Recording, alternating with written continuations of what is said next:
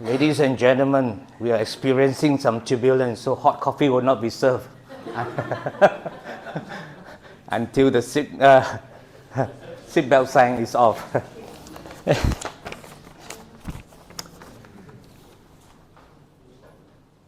Glad afternoon and happy Wesak to all of you.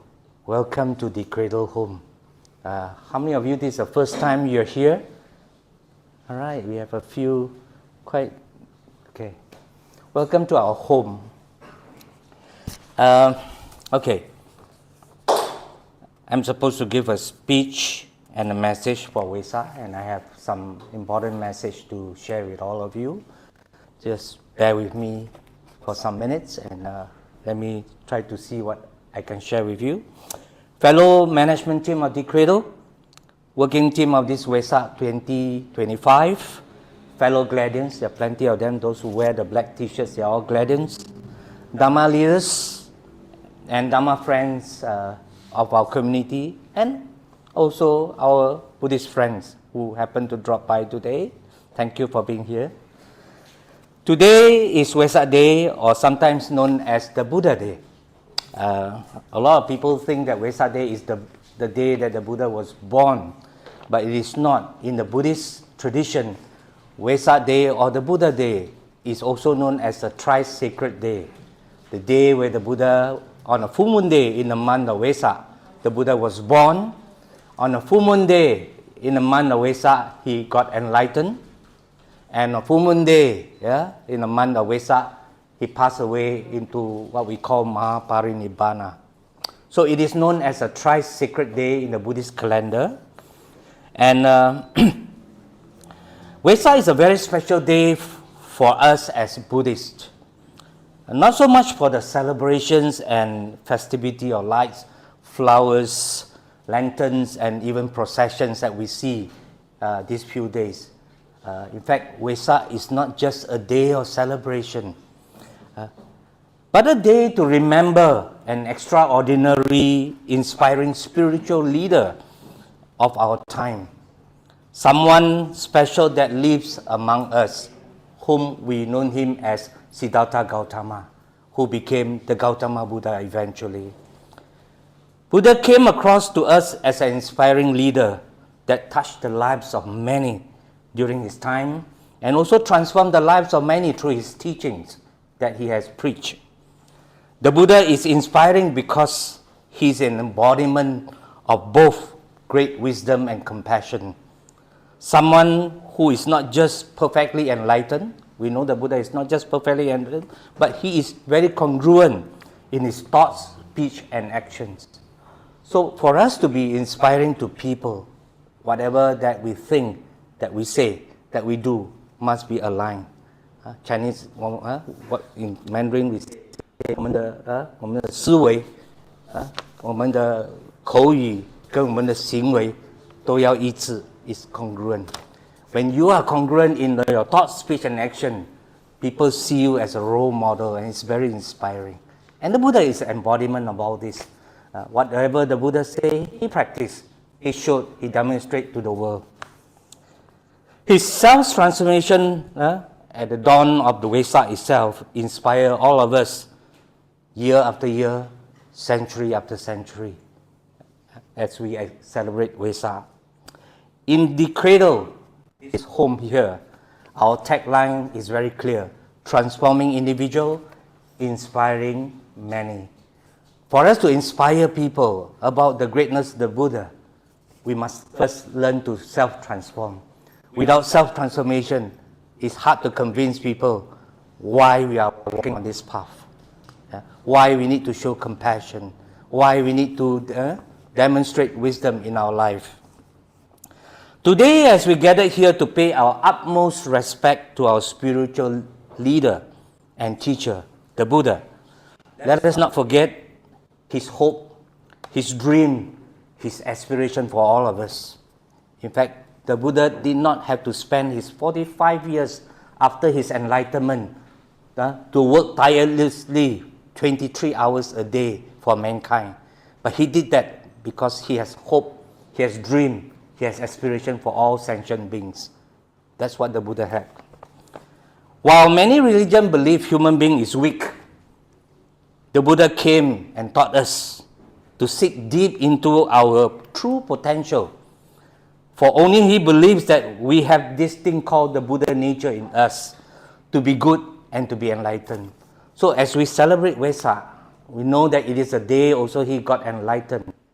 He's trying to prove to us that as human beings, we can also learn to be an extra superhuman being by developing our potential. And that potential, all of us as Buddhists, we know is our Buddha nature. 我们的佛性，人人皆可成佛。Everybody has an opportunity to become enlightened and to be a Buddha one day, if you aspire to be so. Wesak is not just a time for celebration. I keep emphasizing we should not just celebrate Wesak. It's not a time for celebration. It's also a good time to reflect on our own cultivation and transformation. I think this every year as we celebrate Wesak, we must do reflection and contemplation. As we bow before the Buddha, we take some moments to reflect on some of these important questions that we must ask ourselves when you bow down in front of the Buddha. Are we a better person since knowing the Dhamma? We have seen people become Buddhists for 10, 20, 30 years, but there is no change in them. They were angry people, they continue to be angry people. They were stingy people, they continue to be stingy. They were foolish people, but they continue to be foolish. So the question we have to ask ourselves as we bow down for Wesak Day, are we a better person since knowing the Dhamma? What have we changed for the better? So Wesak Day is a time for us to reflect. Have we changed for the better? What unskillful behaviors or habits have we abandoned? Are we still practicing and doing unskillful habits? We have not changed. Then the Dhamma has not come to our life. What skillful behaviors or habits have we changed and developed so far? Am I a happier, joyful person now than before? Before you become a Buddhist, you are like this. Now you are a Buddhist. Are you a happier person, joyful person, wiser person in life? When was the last time I make a difference to people's life? These are also questions to ask ourselves on Wesak Day. It's not about your own cultivation. It's also about how you also reach out and touch the life of many other people who may need your help, who may need your care, who may need your attention. Have we made a difference to their life? Now, if your answers to some of these questions are positive and yes, you say, yes, I've done that, then I congratulate you for a life well lived so far. Then you have a good reason to celebrate Wesak. Otherwise, Wesak has not much of a meaning. It's just like the Muslims, for example. There's no reason for them to celebrate Hari Raya Aidil Fitri if they have not fasted and practiced well for the whole month called Ramadan. Because that Shawwal that came where they celebrated their New Year, the Muslim New Year, is because they have fasted for 1 month. They have endured all the hardships and temptations, and they came out strongly. Therefore, Hari Raya is meaningful to them. Same with us. Wesak is not meaningful if we just go and I'm not saying you should not offer flowers. It's not just about offering flowers, joining processions, but it's about us looking to ourselves. How much have we transformed? If we have, then Wesak is meaningful to all of us. So, just like Buddha, your self-transformation will definitely inspire many others to follow you, to walk on the path of goodness. So, very difficult to influence people to the path of Dhamma unless we are a shining example, we are a role model to the people around us, our family members, our friends, our colleagues, and we need to do that. My dear Dhamma friends, as Buddhists, Dhamma leaders, Gladians, and practicing Buddhists, I call upon all of you to join me today to renew our faith and saddha, our confidence in the Triple Gem, the Buddha, Dhamma, and Sangha. Wesak is the best time for us to be self-awakened. We have to do that self-awakening, very importantly. 2,600 years ago, the Buddha taught us a very valuable lesson that suffering is optional, happiness is a choice. Even though the Buddha in his teaching talked a lot about suffering, his main message to all of us is suffering is optional, happiness is a choice, and we must make good choices in life so that we go nearer and nearer to happiness. This message from the Buddha is true and crystal clear more than 2.5 millennia ago, about 206,000 years ago. It remains true and crystal clear today to me, and I think to many of you. And it will continue to be true and crystal clear in many years to come, this message. My Wesak wish for all of you is very simple. Continue to follow the footsteps of the Buddha. 1. 2, be like the Buddha. That means we practice, we do what he did in the past. And 3, if possible, be a Buddha one day. 3 things. 1, follow the footsteps of the Buddha. 2, be like the Buddha.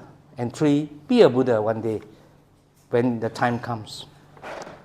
If we can do all this, then all the sacrifice Siddhartha Gautama did in his lifetime, leaving the palace, renounced the world, went to 6 years of hardship trying to find the truth. Eventually he found the truth, and he spent 45 years for all of us. All these things that he had made and had done for us will not go down in vain. So let us not let the Buddha down on a Wesak day. It is not a day of celebration. It's a day to ask ourselves, are we letting the Buddha down? He has done so much for us, and yet we may be not doing enough for ourselves. So let's take note of this. My special thanks today to the management team of the CRADLE, who have been always very dedicated. Actually, I alone as a founding director cannot do much without all of them. Many of them are very dedicated, as you can see. The Wesak organizing team led by Didi Chung Kim. All right.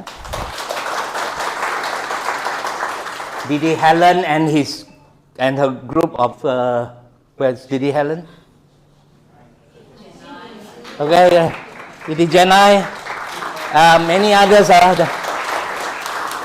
Some of these people have maybe not been to any Buddhist center before, but because of our programs, we are able to attract professionals and young people to come on board, and these are the results of. And this year we have given them empowerment to plan the Wesak program without the old people like us involved. That's very important, and you can see there are many younger faces. So to all these people who have given their best, they came very early and I was asked why was I not here earlier, and I was basically saying a leader should not be there all the time. We should empower people to do, because sometimes you're there all the time, people don't do their best and give their best. You have to do that. Okay, and to all our well-wishers, funders who have funded us, it's not easy to run an organization like this, even though we're small, but we're creating impact for the Buddhist community in the long run. And to all the Dharma protectors, to all who believes in our dreams, who believes in our vision and mission, thank you. Wesak is a day that we also record our gratitude to all of you for all your support. My gratitude for all of you, to all of you for making the CRADLE Wesak 2025 a unique one and a very different one. So have an inspiring Wesak this year. This is my message to all of you. Thank you very much.